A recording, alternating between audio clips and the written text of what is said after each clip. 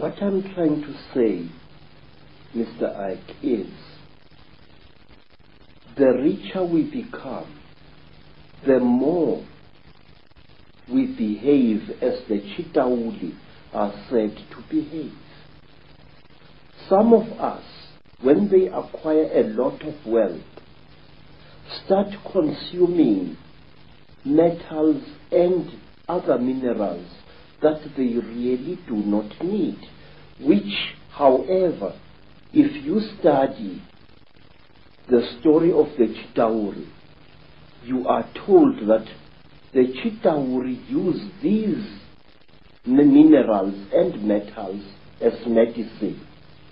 We are told, say, that the Chitauri, when they get sick, smear their bodies with gold dust, which gets absorbed into their skins and they become all right.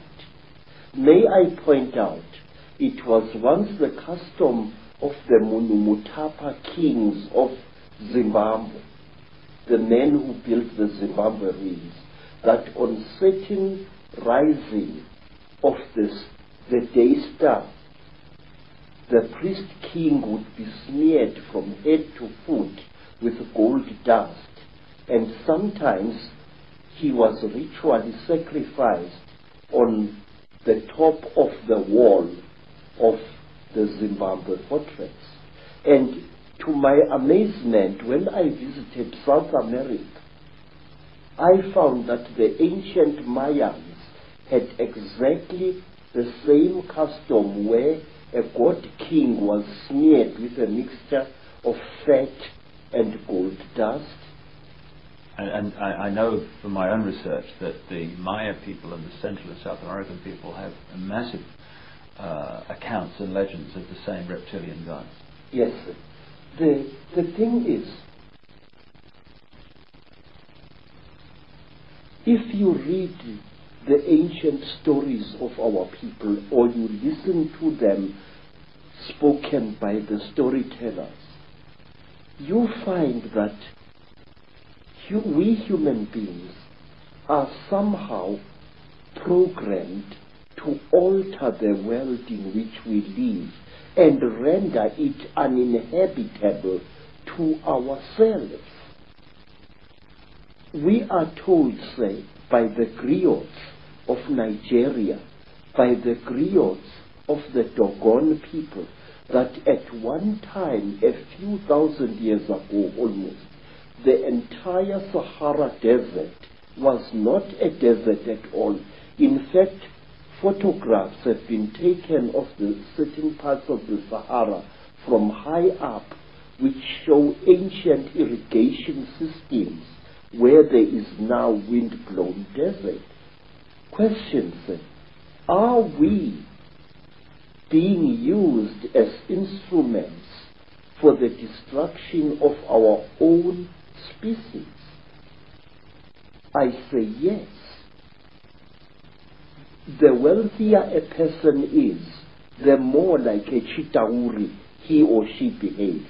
Some wealthy people even go to the extent of throwing away their old spouses and acquiring new ones, exactly as King Samahongo of the Chitauri does. He kills and eats all his wives when they can no longer make love to him properly, and he acquires new ones.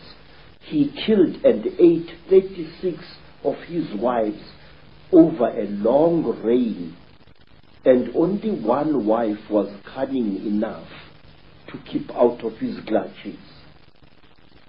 You see millionaires divorcing their wives and acquiring new wives. And the Chitauri, unlike traditional Africans, believe that a female is inferior to the male. And so do the wealthy people who acquire great wealth in this world. They tend to look down upon women and even to abuse them.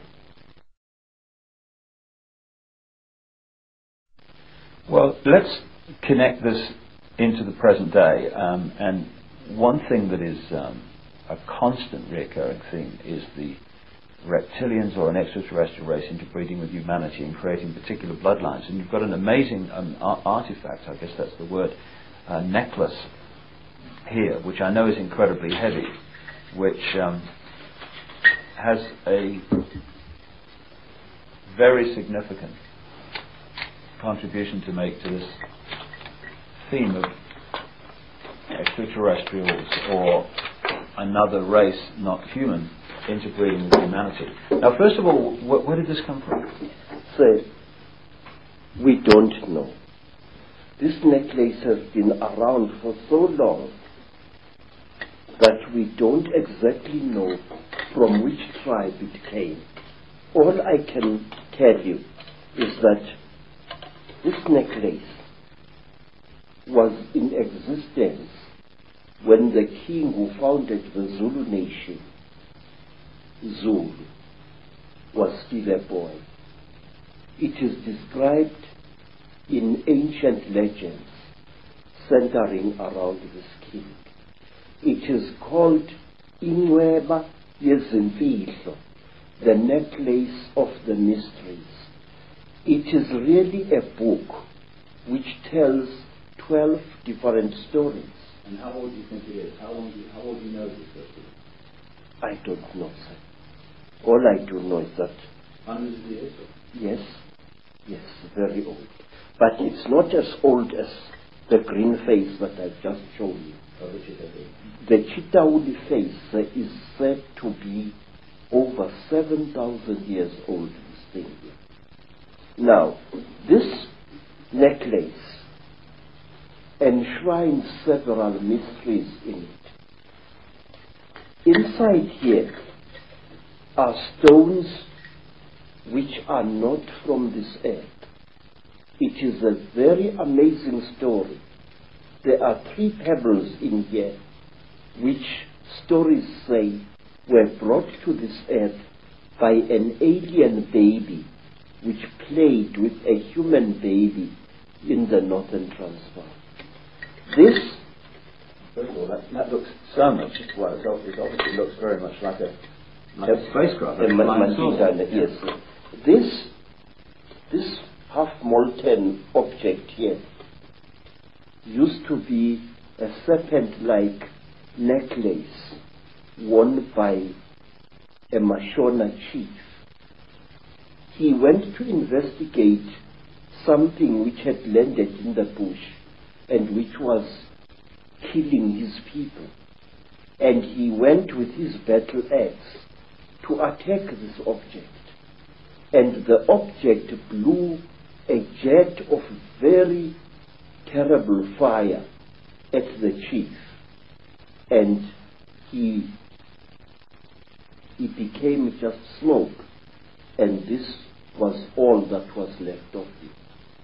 Now, this necklace enshrines one of the oldest and the greatest mysteries in our country. That